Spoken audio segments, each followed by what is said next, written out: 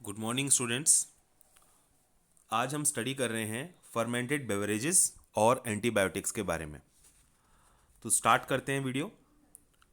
सबसे पहले हम फर्मेंटेड बेवरेजेस के बारे में स्टडी करेंगे। Let's start. तो इसमें देखिए, माइक्रोब्स स्पेशली ईस्ट्स, जैसे ईस्ट होता है, they are basically used for which purpose, किस काम के लिए, है ना। They have been used for the production of beverages, यानी पेय पदार्थों को बनाने के लिए। कौन कौन से पेय पदार्थ या कौन कौन से बेवरेजेस, जैसे कि वाइन है, बियर है, विस्की है, ब्रांडी, रम। तो ये सब जो बेवरेजेस हैं, इनको बनाने के लिए ईस्ट का यूज़ बहुत टाइम से हो रहा है। और कौन सी ईस्ट इसमें यूज़ होती है? ये ईस्ट है सैकेरोमाइसिस सेरेवेसी। ठीक है, सैकेरोमाइसिस सेरेवेसी, जिसको हम ब्रेड बनाने के लिए भी यूज़ करते हैं, उसको हम ब्रूअरी में भी इस्तेमाल करते हैं। तो ब्रूअरी वो जगह होती है जहाँ पर अल्कोहल का जो प्रोडक्शन होता है। तो it is also known as brewer's yeast, Saccharomyces cerevisiae. Understand? And बहुत सारे सीरियल्स का यूज़ किया जाता है और उन सीरियल्स को हम बोलते हैं malted cereals. So malted cereals are basically used and fruit juices are also used for production of alcohol. ठीक है, अब ये मेल्टेड सीरियल्स क्या होते हैं, तो इसको देखिए ज़रा। तो देखो, माल्टेड सीरियल्स कौन से प्रोसेस से बनते हैं? They are produced by malting, this process malting. ठीक है ना। अब मेल्टिंग में क्या होता है कि जो भी सीरियल है, सबसे पहले उस सीरियल को मेल्टिंग में सबसे पहले मॉइस्चर दिया जाता है। ठीक है ना। तो they are made to germinate, they are made to germinate, मतलब उनको जर्मिनेट करने के लिए कंडीशंस दी जाती हैं। कैसे? By providing moisture. ठीक है। So once the moisture is provided, then what happens, they start germinating, and when they start germinating, then this process is halted by drying in hot air. तो पहले हम moisture देंगे और उसके बाद hot air देंगे। तो हॉट एयर देने से क्या होगा, वो सेमी जर्मिनेटेड कंडीशन में आ जाएंगे, मतलब जर्मिनेट हो जाएंगे और वो पूरी तरह जर्मिनेट ना हो करके एकदम से हॉल्ट हो जाएगा जर्मिनेशन। ठीक है। तो ये इस प्रोसेस को हम क्या बोलेंगे? इस प्रोसेस को हम बोलेंगे माल्टिंग। और ये माल्टेड सीरियल्स हैं। तो इन माल्टेड सीरियल्स का यूज़ या फ्रूट जूसेस का यूज़ जो है वो अल्कोहल बनाने के लिए किया जाता है। अब do you recollect the metabolic reactions which result in the production of ethanol by yeast? तो इथेनॉल बनाने में कौन सा मेटाबॉलिक रिएक्शन इस्तेमाल होता है? क्या आपको अभी ध्यान आ रहा है वो मेटाबॉलिक रिएक्शन? तो इसमें आप वो रिएक्शन नोट कर सकते हैं। मैं यहाँ लिख देता हूँ उसको। देखिए, इसमें ग्लूकोज, ठीक है, इसका यूज़ होगा। और ग्लूकोज को इन प्रेजेंस ऑफ ईस्ट आप फर्मेंट करेंगे तो क्या बनेगा? अल्कोहल बनेगा। कौन सा अल्कोहल? Ethyl alcohol. ठीक है ना। C2H5OH and some carbon dioxide is also generated. ठीक है।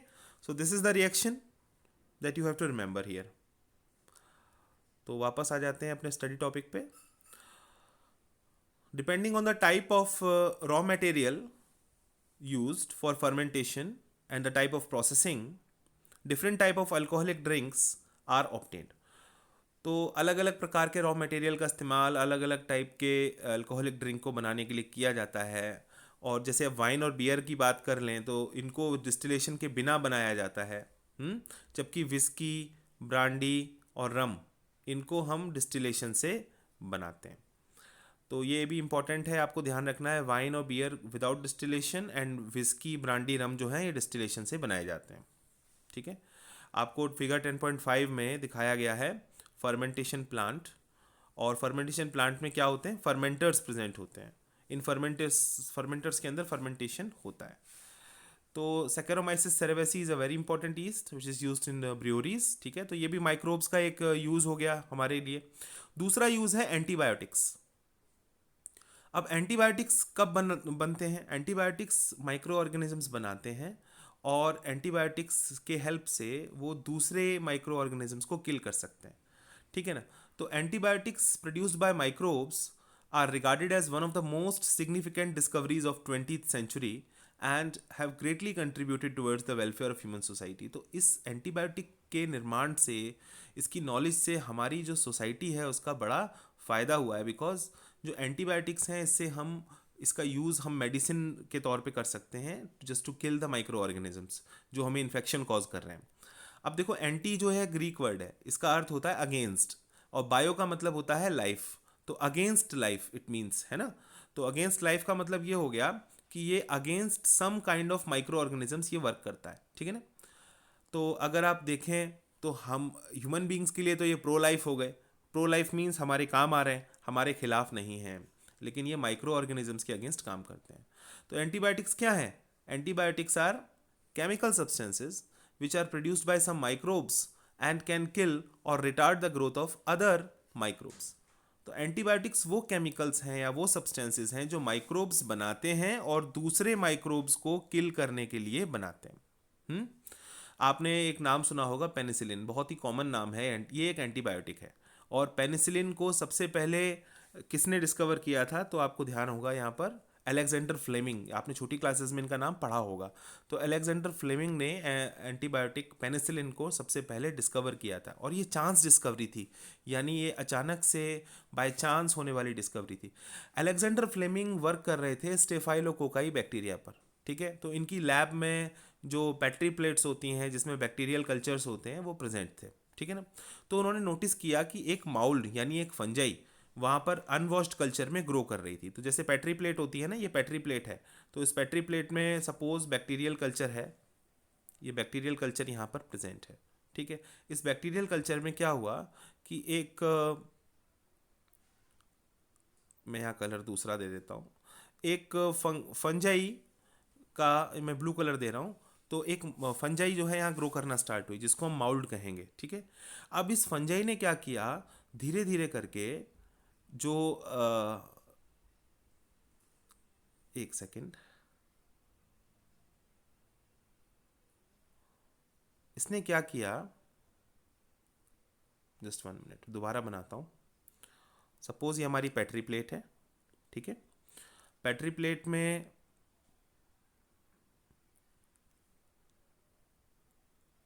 बैक्टीरियल कल्चर था, तो मैं इसको येलो कलर दे देता हूँ। ये बैक्टीरियल कल्चर हो गया बेटा, ठीक है। इस बैक्टीरियल कल्चर की एक अनवॉश्ड प्लेट थी। इस अनवॉश्ड प्लेट में क्या हुआ कि एक माउल्ड की ग्रोथ होना स्टार्ट हुई, ठीक है। ये माउल्ड ब्लू कलर्ड माउल्ड हो गया, गॉट इट। अब क्या हुआ, जैसे जैसे माउल्ड ग्रो करता गया उसके बाद उन्होंने देखा कि माउल्ड के आसपास का जो जोन था वो क्लियर होता चला गया, मतलब उस जोन पे से जो बैक्टीरिया थे वो खत्म होते चले गए धीरे धीरे धीरे। देख रहे हैं आप क्या हो रहा है? ब्लू कलर्ड कॉलोनी है, और ब्लू कलर्ड कॉलोनी जो है ये देखो, ये माउल्ड था, माउल्ड के आसपास का जो जोन है ये क्लियर होता चला गया, यानी जो येलो कलर्ड बैक्टीरिया थे, स्टेफाइलोकोकाई थे, ये यहाँ से ख़त्म होते चले जा रहे हैं। ऐसा क्यों हो रहा है? बिकॉज यहाँ पर इस जोन में एक एंटीबायोटिक रिलीज हो रहा है जिसका नाम है पेनिसिलिन, और ये एंटीबायोटिक कहाँ से आ रहा है? इस माउल्ड से आ रहा है, ठीक है ना।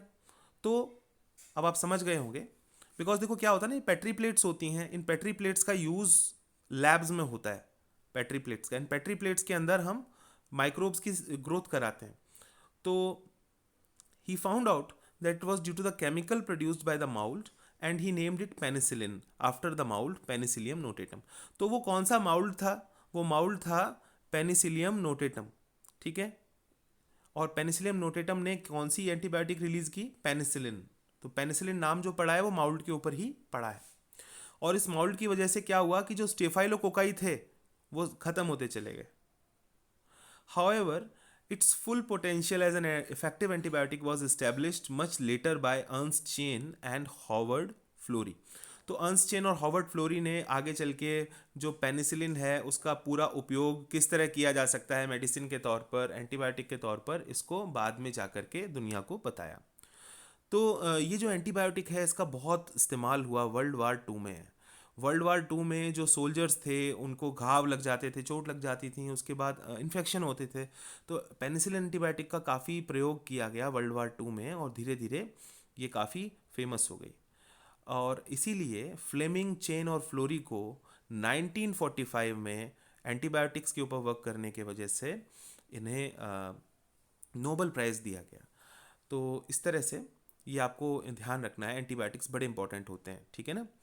तो पेनिसिलिन के बाद क्या हुआ, पेनिसिलिन के बाद और दूसरे एंटीबायोटिक्स को भी प्यूरिफाई किया गया माइक्रो ऑर्गेनिजम्स में से, ठीक है ना। तो माइक्रो ऑर्गेनिजम्स का यूज़ करते हुए और बहुत सारे एंटीबायोटिक्स को प्यूरिफाई किया गया। तो यहाँ पर आपसे कहा गया है कि can you name some other antibiotics and find out their sources.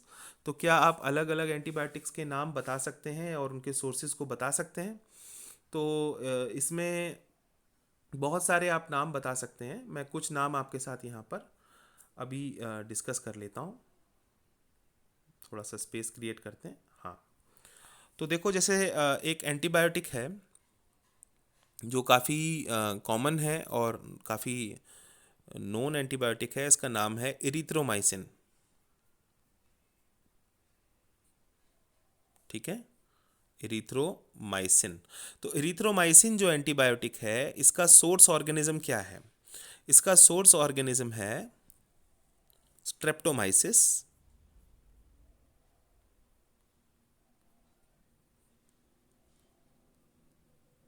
Streptomyces इरिथ्रियस,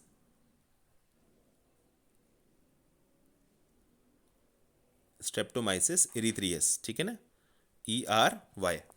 ERYTHREUS, Streptomyces इरिथ्रियस, ठीक है। तो ये है। अगली एंटीबायोटिक आप नोट कर सकते हैं neomycin,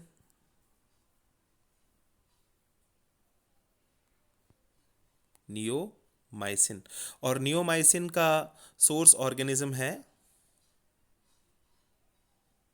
Streptomyces Freddy, Streptomyces Freddy, ठीक है, ये नाम आप नोट कर सकते हैं। नेक्स्ट एंटीबायोटिक है नाइफंजिन, NIFUNGIN, और इसका जो सोर्स ऑर्गेनिज्म है वो है एक फंगस जिसका नाम है एस्परजिलस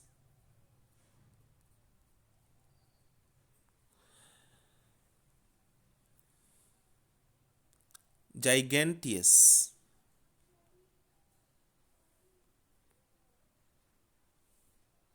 ठीक है, GIGANTEUS।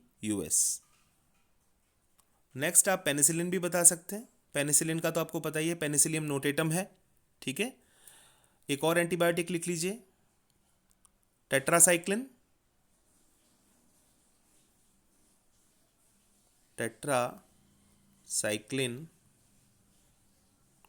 और इसका सोर्स ऑर्गेनिज्म है स्ट्रेप्टोमाइसिस,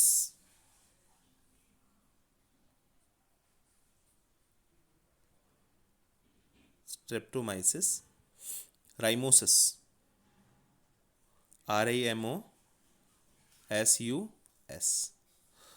तो इस तरह से बहुत सारे एंटीबायोटिक्स होते हैं और उनके अलग अलग सोर्स ऑर्गेनिजम्स हैं, कुछ मैंने आपके साथ अभी डिस्कस किए हैं, ठीक है। तो एंटीबायोटिक्स ने क्या किया है, एंटीबायोटिक्स ने हमारी जो कैपेसिटी है रोगों से लड़ने की, जैसे प्लेग है, वूपिंग कफ है, डिप्थीरिया है, लेप्रेसी है, अलग अलग ऐसे रोग थे, मानव सभ्यता को मतलब उन्होंने बहुत ज़्यादा नुकसान पहुंचाया था, और उन रोगों से लड़ने की हमारी एबिलिटी को बहुत बढ़ा दिया एंटीबायोटिक्स ने, और आज हम इन इन बीमारियों से नहीं डरते। इन रोगों ने, जैसे प्लेग है, डिप्थीरिया है, लेप्रेसी है, इन्होंने लाखों लोगों को दुनिया में मार दिया था पहले। तो आज हम इन रोगों से इतना नहीं डरते। तो we can not imagine a world without antibiotics. हम एक दुनिया की कल्पना ही नहीं कर सकते कि एंटीबायोटिक ना हो और दुनिया चल जाए, ऐसा नहीं हो सकता। और आज बहुत सारी एंटीबायोटिक्स हैं खोजी जा रही हैं नई नई। तो ये 2 टॉपिक्स थे जो इस वीडियो में हमने आपके साथ डिस्कस किए। आई होप आपको समझ में आया होगा कुछ। Thank you students for watching this video.